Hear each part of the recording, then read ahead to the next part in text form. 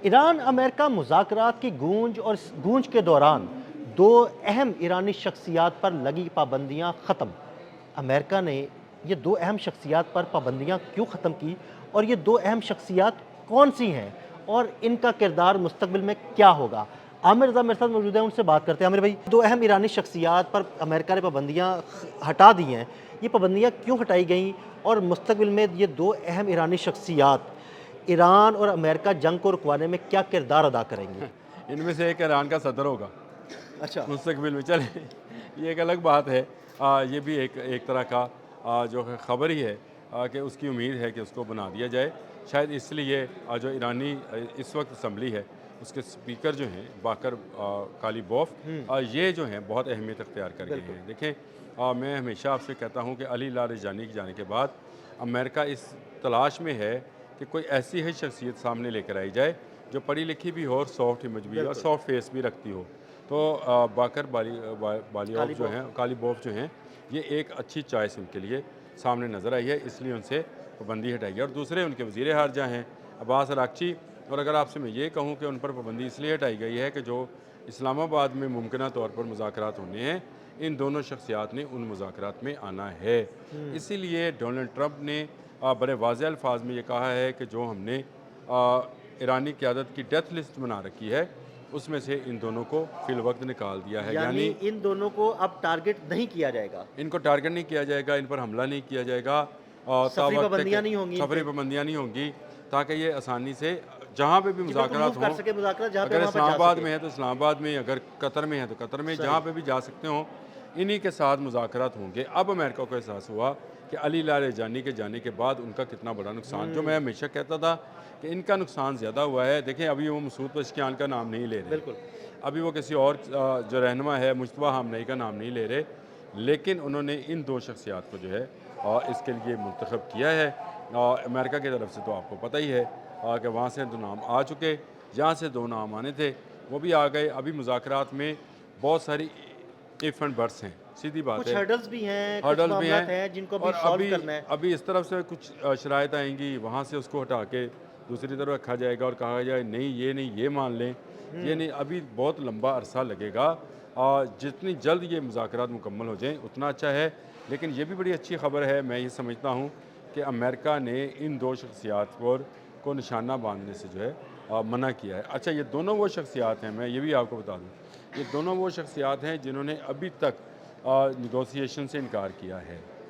Abbas Araghchi का अगर आप बयान देखें तो उन्होंने भी कहा था कि हम आपसे मुज़ाकरात नहीं करना चाहते, जंग करना चाहते हैं। तो बड़ा सख्त बयान आया। और कालीबोफ का तो ट्वीट आया है इस पर, और कालीबोफ ने कहा जी कोई नो निगोसिएशन विद अमेरिका, और बात उनकी ठीक भी है, ये झूठ भी नहीं है, वो अमेरिका के साथ निगोशिएट नहीं कर रहे, वो पाकिस्तान से निगोशिएट कर रहे हैं।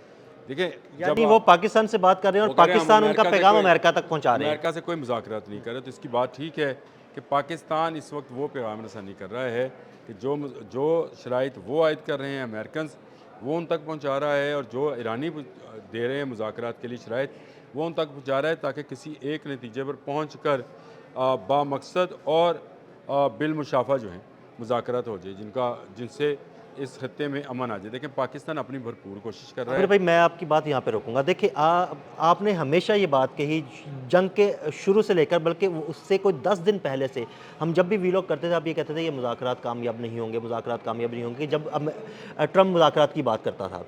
क्या आपको लगता है कि अब 1 महीने के बाद अब मुज़ाकरात कामयाब होंगे या किसी नहज पे पहुँचेंगे?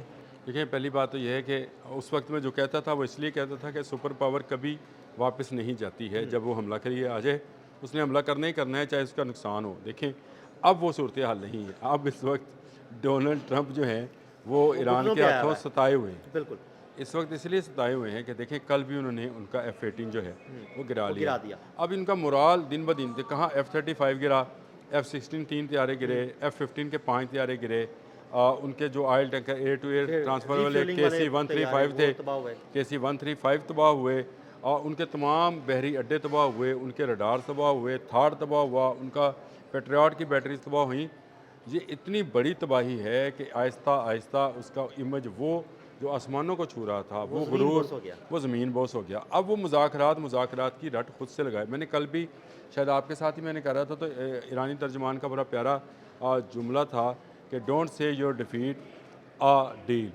आप उसको जो ये ना कहें कि मुज़ाकरात है, नाकामी को मुज़ाकरात मुज़ाकरात में नाम ना दें। हम्म, तो ये बड़ा बड़ा ज़बरदस्त इस वक्त जो है ईरान अपर हैंड है।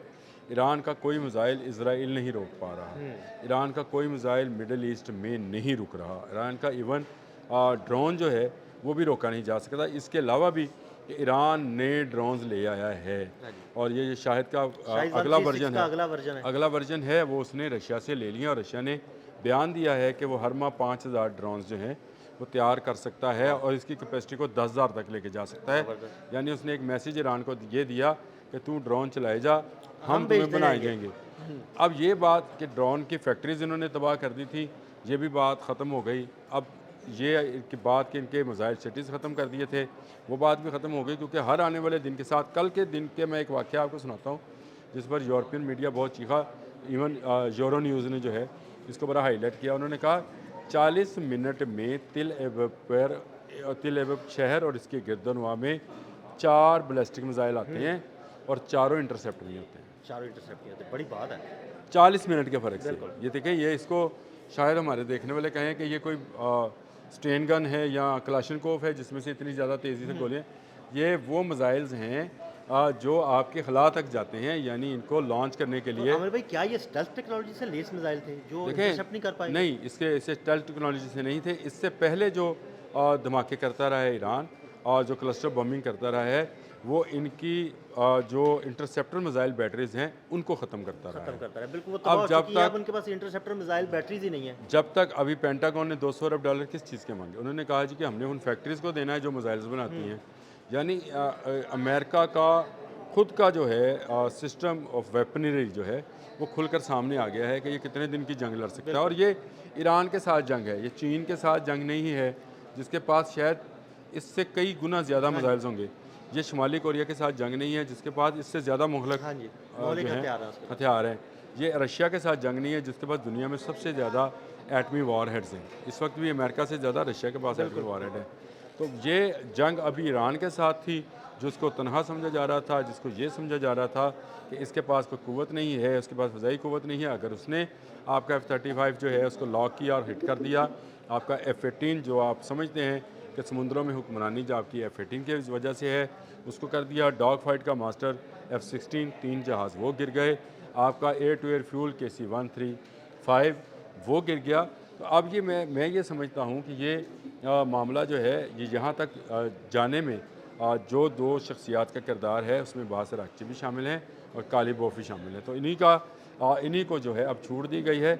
अमेरिका चाहता है कि जल्द ये मुज़ाकरात हों, सेफ साइड रहे, ना ईरान जीते ना हम जीतें, ना ईरान हारे ना हम हारें और हम कहें जी बराबरी में मामला ख़त्म हो गया। लेकिन ईरान इस वक्त फ़तह करने के मूड में है। वो एक सुपर पावर को फ़तह कर चुका है और वो चाहता ये है कि इसको और जितना जलील किया जा सके। लेकिन ये सिर्फ ईरान ही नहीं चाहता, ये ऊपर बैठा चीन भी चाहता है और साथ बैठा रशिया भी चाहता है कि जितना ये जलील हो सकता है, जितना इसका पैसा मज़ीद इसमें डूब सकता है, डुबाए, ताकि डोनाल्ड ट्रंप जो पूरी दुनिया के लिए ख़तरा बना हुआ है इससे जान छूट जाए। और मैं आपको बताऊँ इलेक्शन में इससे जान छूट जाए। बहुत शुक्रिया आमिर भाई जी। बिल्कुल, आमिर रज़ा ने बड़ी तफसील के साथ इस सारे मामले पर रोशनी डाली। मज़ीद अपडेट्स के लिए हमें फॉलो करते रहें। अदील अहमद और आमिर रज़ा को इजाज़त दीजिएगा। अल्लाह हाफ़िज़।